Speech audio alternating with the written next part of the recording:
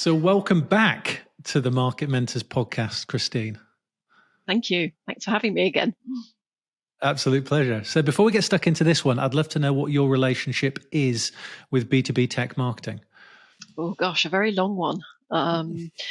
So I've spent my whole career, which is 30 years now, in B2B tech marketing. So I've worked for some of the biggest technology companies in the world, like Hewlett Packard and Cisco Systems, but I've also worked for much smaller companies in the CRM space, starting that in the sort of late 90s.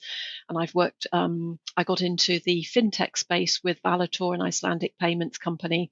When was that? Back in 2017. And yes, been in the fintech and regtech world. So also working for much smaller companies. And now I'm back working for a very large company.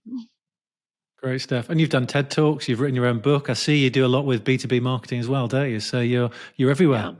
Yeah. B2B marketing. Yep, that's me. Good stuff. Good stuff. So we're here to talk about creating a new fintech category and how Passfort was acquired. But before or when you joined Passfort then, what stage was the business in? So when I joined, there were about 50 people, and there were a lot of sort of similar sort of SaaS regtech companies about that size in the UK. So there was nothing really stand out. It was, say, 50 people. They didn't have their Series A funding yet. They'd been around since about 2016. And I joined at the point where they were really ready to scale their go-to-market. So the product was very stable, and they were ready to scale their sales and marketing. Great stuff. And you talk about that scale then. I mean, what was your remit overall then? So my remit was really to establish a category. I wouldn't say that's why I was brought in, but that's what I said they needed to do, was to establish a really strong positioning and category for themselves within fintech, with the aim then of attracting the Series A funding and growing the business.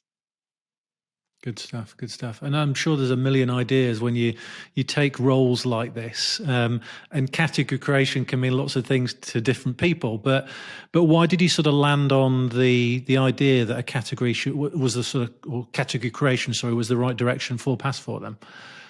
So just to go kind of back to the beginning, the category is a term that was created by some people who wrote a book called Play Bigger. One of those was Chris Lockhead, who I've worked with in the past. And they wrote this book called Play Bigger. Now, other people have called them other things. So Peter Thiel called it monopolies. McKinsey calls them super growers. But I think if you mention a few people who are really kings of category creation, like Elon Musk, Jeff Bezos, Steve Jobs, then people start becoming familiar with who you mean. And, some examples of companies who've created a new category would be, Airbnb. So they created on-demand places to stay. Uber created on-demand transportation. Individuals as well. Elvis, he created the category of rock and roll. Birdseye created the category of frozen foods. Peter Drucker created the category of management thinking. So these people have done something that is different, and they've used language that's really touched people's emotions. And just a few facts about why this really matters is, according to the Play Bigger research, 21% of Fortune 100 fastest growing companies are category creators. And they've got 3 times the market cap growth of fast growing companies. So that's why, having a clear category is really important, because you've got to dare to be different. And I'm a real fan of Simon Sinek or Simon Sinek. And he has I don't know if you've ever seen this brilliant TED talk called Starting with Why. And he says that companies are really good at saying what they do and how they do it, but they're not good at saying why they do it. So this is part of the sort of the reason of the purpose, which you have to come to when you're creating the category. And I would add to that companies are always also really bad at saying who they are. So if you do an exercise to define your who, what, why, how, people always default to the sort of the what and the how, as opposed to the why and the who. And the why is what gives that really strong emotional connection. And the who is, what category are you in? And was Passfort in a particular position then to be able to do this, or is this something that any company can do? Any company can do. And the process that I went through was to sit down with the founders and say, what's your big vision? What are you trying to do? What's the problem you're trying to solve? Now, is it a problem that is an existing problem, and you're using a technology, you want to develop a new technology to address that existing problem, or are you coming at it from the angle of you found a new use case for existing technology? So if I give you an example, Uber, the problem of trying to find a taxi when you're standing on a street corner in the rain and have no idea if there's a taxi near or how you're going to get one to come to you, that was an existing problem. But Uber developed a technology to address that problem. Now, the other way around is you might take a technology like blockchain or artificial intelligence, and you find a new use case for that technology. So in this case, the founders were finding a new use case to apply existing technology to this, SaaS regtech space. But those are the sort of questions you ask: is what problem are you trying to solve, and how are you solving that problem uniquely? So we went through this exercise of speaking to the founders about what problem you're trying to solve, how you solve it uniquely. And then we also did ask the questions of who, what, why, how, not only to the founders, but to a number of different people who were sort of pivotal in the company. We consolidated all of that, and we came up with an articulation, a sort of a clear articulation of the who, what, why, how. And then we created a messaging house based on that big vision, why we were different, the who, what, why, how. And then we went out and tested that on some external people and got their feedback. And then we did another round and we came up with this sort of really differentiated who, what, why, how. And the messaging house, I've never heard that before. Just talk to me a little bit more detail about the messaging house. Well, that kind of starts at the top with what's the big vision? What are you trying to solve? Who's the audience that you're trying to address? And it kind of puts that who, what, why, how just into sort of an overall framework. And we came up with what are the 4 key ways in which we are different, and how are we articulating that? And also articulates your different use cases, and starts to look at your target audience. So you try and get that all onto one page, so it's really simple for people to understand. The other thing we did actually was fun exercise is we went to our key competitors' websites and we tried to pull off what we understood to be their who, what, why, how of the competitors. And let me tell you, people are not good at this. It's really mixed.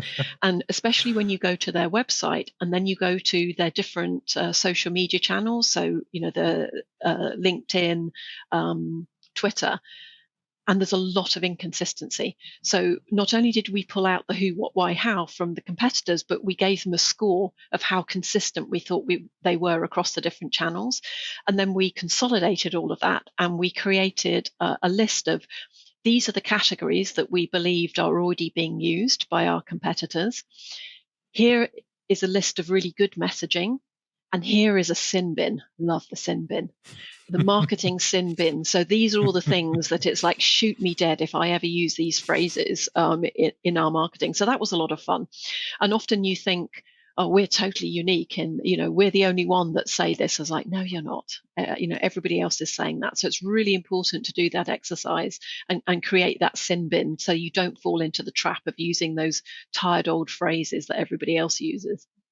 So like something like solution or solution, what else or would be world, in the sin bin, but world leading, world class, innovative solutions that solve. Well, yes, I should have brought up more examples, but I think everybody's sort of familiar with those tired old phrases that people use.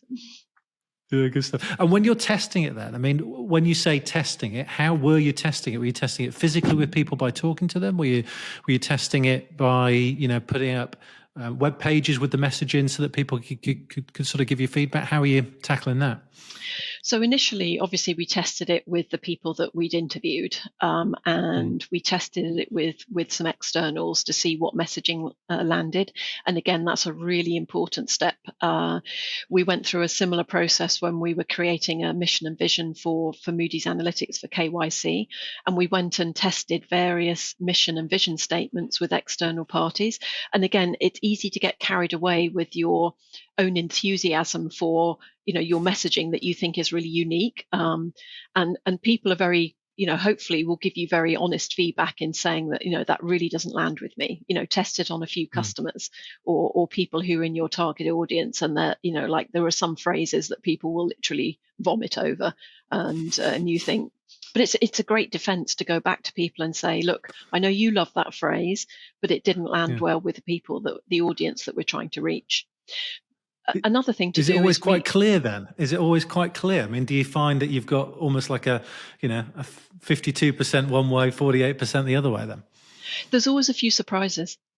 Mm. So things that you think, that really nails it, that really lands well. I mean, Mm. every now and again, you find a gem, and we found that gem with Passfort, which was, and interestingly, it's about that emotional connection.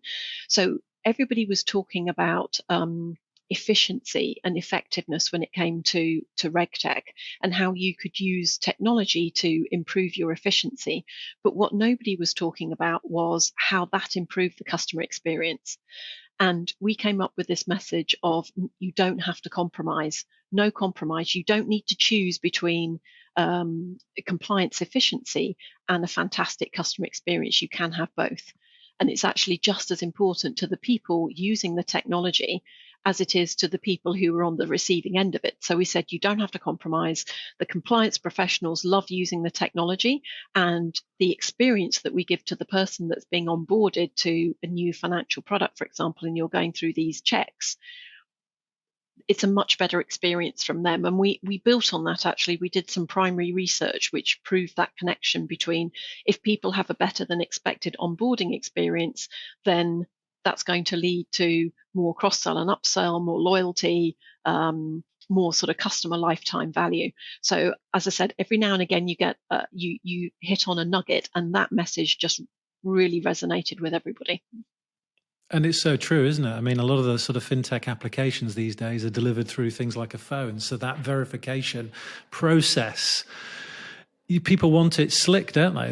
That's how sort of consumers and businesses work these days. So it's interesting. I guess a lot of the other competitors were just focusing on the compliance route for the business rather than that further benefit, Yeah, which makes total it's sense.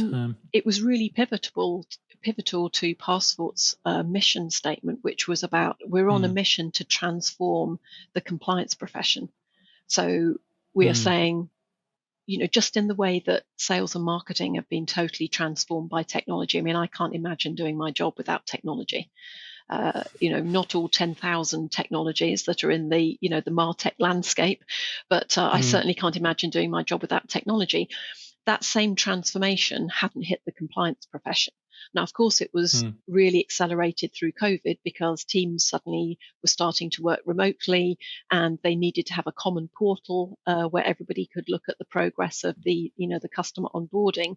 So COVID accelerated that. It also, I mean, what COVID also did, not just with having people working remotely, but it accelerated the volume of regulation. So between March 2020 and August 2020, there were already over 1,300 new pieces of regulation around compliance technology. So Wow. you just can't deal with that without technology. So it was a perfect storm. But yeah, that mission statement of transforming the compliance profession really resonated. Mm. And is it always quite seamless internally then? I mean, I'm thinking of a lot of startups that perhaps go through this process and there's a founder who's quite wedded to something. And it's Yeah, quite yeah. difficult to get that founder away from something. Well, that's where, yeah, I was really lucky with Donald, who was one of the co-founders. He was the CEO and the sort of external, the commercial brains behind Passfort, and he was just amazing. We wrote a new Passfort story how we would present ourselves to the world. We created a new website, and he took that message out to market. So we spoke at various conferences. He was on a panel at Money 2020. He got on Sky News when we got the Series A funding, and he just soaked up that new messaging and he repeated it. And with his own sort of, obviously little spin on it, but he took my words, he took that out to market. And of course, when he's doing that, the employees follow his lead. And what we also did is, again, we had a fantastic people leader and an amazing onboarding program, and we were hiring a lot of people. And every single person that joined Passfort got the introduction to Passfort story from me. Wow. They learned that story, and obviously we were telling that story. We had a lot of sessions internally, and of course, when you've got 50 people as opposed to 50,000 people, it's a lot easier to get that message across. But it was really important that the leaders of the company and the employees really bought into that messaging and used the same words. Yeah, I think a lot of people forget about that piece, actually. I mean, my sister works for Apple, and they are very, very good at this sort of stuff. So in terms of the internal messaging, the consistency, the vision, the mission, all that kind of stuff. So it's very slick. So I think a lot of people think about the category stuff just being external rather than that sort of internal piece. You touched on it a little... Sorry, go on. No, go on. You touched on it a little bit in terms of, okay, you've done that sort of research piece, you've done the category messaging and all that kind of stuff. You touched a little bit on some of the stuff you did after that. So it's not just one bit and you've done. What else were you kind of doing then to make sure that message was getting out then? Yeah, so once we'd created all the messaging, and we did some primary research to validate that connection between having a better than expected onboarding experience and this long-term value. So we really had some facts behind this, the messaging of the no compromise and the efficiency and the customer experience. And we also had fantastic material then to take out to conferences. So I was keynoted at Fintech Week, for example. Donald went on a panel at Money 2020. And in parallel to that, we also launched a new website. And a very important thing that we did is we worked with a color psychologist to make sure that the color palette of Passfort matched the words that we were and the messaging out to market. And what we did, so quick lesson on color psychology is there are 4 different color families. And the most important thing is that the colors are from the same color family, because if you have colors in your palette that are from different color families, the brain will make a negative association with color. So for example, red, your brain will see red, and if the colors aren't from the same color family, it'll see danger, alert, anger. Whereas if you have colors aligned in the same palette, then you'll see the positive associations of red, which will be excitement, passion, vibrancy. So really important, you must have colors from the same color family. And so many companies make this mistake. And in the Passfort logo, the 2 logo colors were not from the same color family. And because Passfort was very digitally native, most of what they'd done was in the digital world. So the color palette, I have to confess, we renamed it puke green, because when we tried to bring that color palette offline, it didn't work. It didn't print well. It looked like puke green. It looked fine on the screen, but then you tried to print it for a stand, and it just didn't work. So we hired a color psychologist, this fabulous lady, Mira Cran, and she did an exercise to help us redefine our color palette. And to be honest, that was the hardest thing to get the founders to change, because they're quite wedded to the logo and to the color palette. So it was quite an exercise to get them on board with proposing new colors, which we named lightsaber green.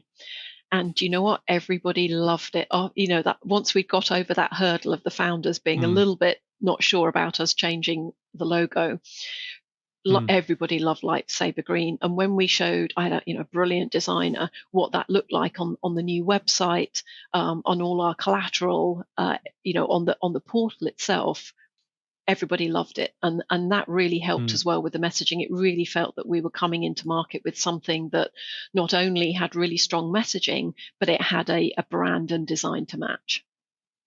Superb, superb. And how did that sort of affect your go-to-market as well then? Were you doing any other different types of campaigns, or was it more the messaging within your existing campaigns then? No, so in parallel, we were building a revenue marketing engine. So we were building an exercise that is really critical to do up front is your ICP, or your ideal customer profile. So we were really specific about the target audience, because nobody can afford to waste, a single penny of their marketing budget. And the way to do that is to be really clear about who you're going after. You've got your category. This is who you're going after. So then we looked at, well, do we have those people in our database? And if we don't, then how do we go out and acquire that? So we went out and acquired actually the FCA. Through them, we got to some people that had exactly the data that we were looking for. So we brought that into our database, into our systems. We started creating dashboards and made sure we had a connection between our marketing automation system and our and Salesforce that we were using in the sales process. And then we started creating fully integrated demand generation campaigns. And that was based off the primary research that we did to make this connection between the customer experience and long-term revenue growth. So that led to our first major marketing campaign called No Compromise. And that was a fully integrated campaign. We talked about it at conferences. We created a campaign landing site. We had blogs. We had podcasts. We had LinkedIn ads. We had, PPC linked to that. It really was, like a full campaign.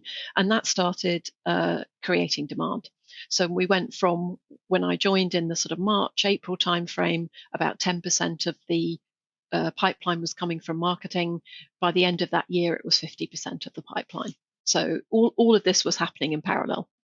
Were you finding that the deal sizes were going up as well, and the sales cycle? Was it sort of? You speak to a lot of companies where they sort of think about product market fit, I guess, a bit of an earlier stage, but they just start to see that the deals are coming in volume. They're actually closing quicker. The sizes of the deals sometimes can be a bit bigger. Was it positive on all fronts?